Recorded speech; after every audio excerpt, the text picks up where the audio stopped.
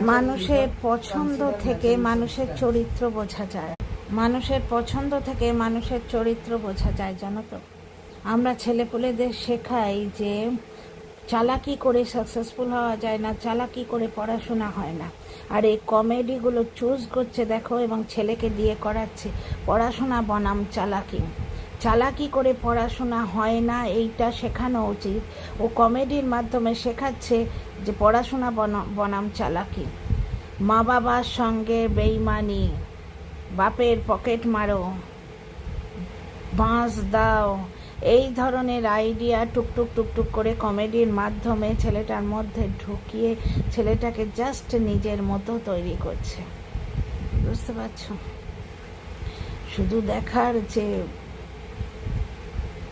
ভগবানের আশীর্বাদে ছেলেটা মানুষ হোক, শুধু এইটুকুই দেখার। আর টিনা দিল্লি চলে যাক, গিয়ে নিজের মতো করে বাঁচুক।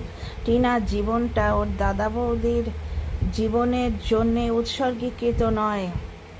টিনা সেকেন্ডারি নয়, টিনা প্রাইমারি।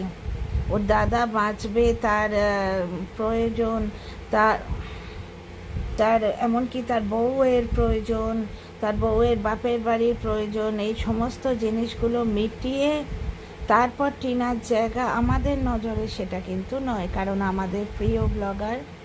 তারপরে যা হবে সেটা ওর ভাগ্য এবং ভগবানের হাতে। ছোট্ট একটা কন্ট্রোভার্সি ভিডিও করতে ইচ্ছে করলাম তাই। বুঝতে পারছো? দেখেছো মেয়েটা এতই আপসেট, 3-4 দিন ধরে ভিডিও দিতেই পারছে না।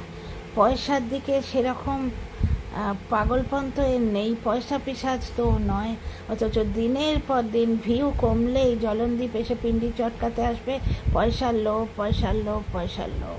ও ব্লগটা শুধু করে নিজের মেনটেনেন্স এবং ওর পরিবারকে ওকে খাওয়াতে হয়, তাদের মেনটেনেন্সের জন্যে। ও ব্লগ করতে না পারলে বেঁচে যেত, কিন্তু আমার যেটা মনে হয় ওর যে এখন মানসিক অবস্থা চলছে, ও নিজের সুখে কিন্তু ব্লগ করে না। এবং ব্লগ করতে গেলে মানিয়ে গুছিয়ে থাকতে হবে।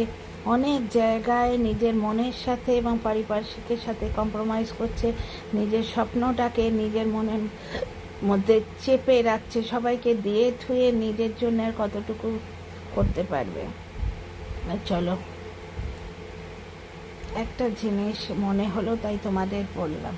কমেডির টাইটেলগুলো দেখো তো, মা বাবার সাথে বেইমানি, পয়সা নিয়ে চালাকি, পড়াশোনা নিয়ে চালাকি। এটা বাবা এগুলো ছেলেকে কি শেখাচ্ছে? ছি ছি ছি।